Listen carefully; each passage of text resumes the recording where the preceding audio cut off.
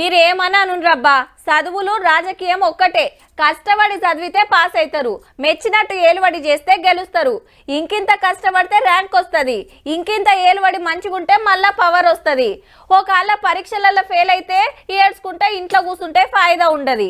Election ఓడినమని బాధపడితే లాభం ఉండదు. ఏహే అయింది అయిపోయింది, మళ్ళా పాస్ కావాల్సిందే, మళ్ళా గెలవాల్సిందే అని చెప్పున ప్లాన్ షురూ చేయాలి. ఎట్లా అంటే ఇగో గిట్లా పార్లమెంట్ ఎలక్షన్ ల పతారా చూపియాలని అప్పుడే పని సురువు చేసిండ్రు కారోళ్ళు.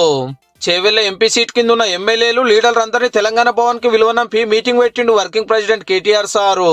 గెలుస్తానికి ఏం చేయాలి, ఎట్లా ప్రచారం చేయాలని సలహాలు ఇచ్చిండట.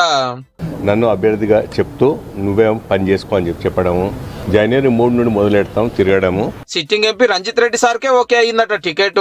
కానీ మొన్ననే ఎమ్మెల్యే ఎలక్షన్ లో ఓడిపోతారు, ఈడ పవర్ లేని పార్టీని గెలిపిస్తే ఏం ఫాయిదా అని పబ్లిక్ అనుకుంటారేమో సారు. తెలంగాణ రాష్ట్రం అంటేనే బీఆర్ఎస్ పార్టీ అంటే తెలంగాణ రాష్ట్రం. 9 సంవత్సరాల అద్భుతాలు చేసి తెలంగాణ రాష్ట్రాన్ని ఒక తలమానికంగా భారతదేశం చేసిన తర్వాత కూడా ఇవన్నీ చెప్పినాకనే అసెంబ్లీ ఓట్లాయే.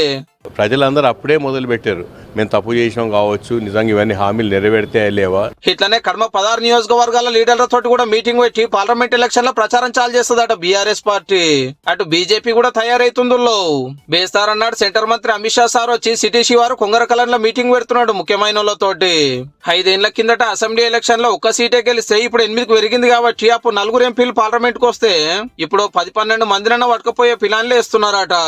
సెంట్రల్ లో మళ్ళా మేమే వస్తాము, ఏరే పార్టీలో ఓటేస్తే వేస్ట్ అవుతుందని నినాదం ఎత్తుకోబోతున్నారు. అట్లనే అసెంబ్లీలో పార్టీ నడిపే పెబ్బన్ ఫైనల్ చేస్తారట. గా ఛాన్సు రాజాసింగ్ సార్కే వస్తుందని పార్టీలో బగ్గ ప్రచారం నడుస్తుంది. ప్రతిపక్షాలు ఇప్పుడే దిగినాయి గానీ అధికార పార్టీ 6 ముందే 17 సీట్లకు ఇన్ఛార్జీలను పెట్టింది. తెలంగాణలో సోనియా గాంధీ మేడాన్ని పోటీ చేపిస్తే బాగుంటుందని తీర్మానం కూడా చేసి పంపిరు హైకమాండ్ కు. పవర్లున్న పార్టీ కాబట్టి 14 సీట్లకు సూటి పెట్టిందట. 3 పార్టీల రువ్వడి చూస్తుంటే కొత్తేడాది వచ్చుడే ఆల్చము. పార్లమెంట్ ఎలక్షన్ల రాజకీయం మంచి రంజు మీదకి వచ్చేటట్టున్నది పో.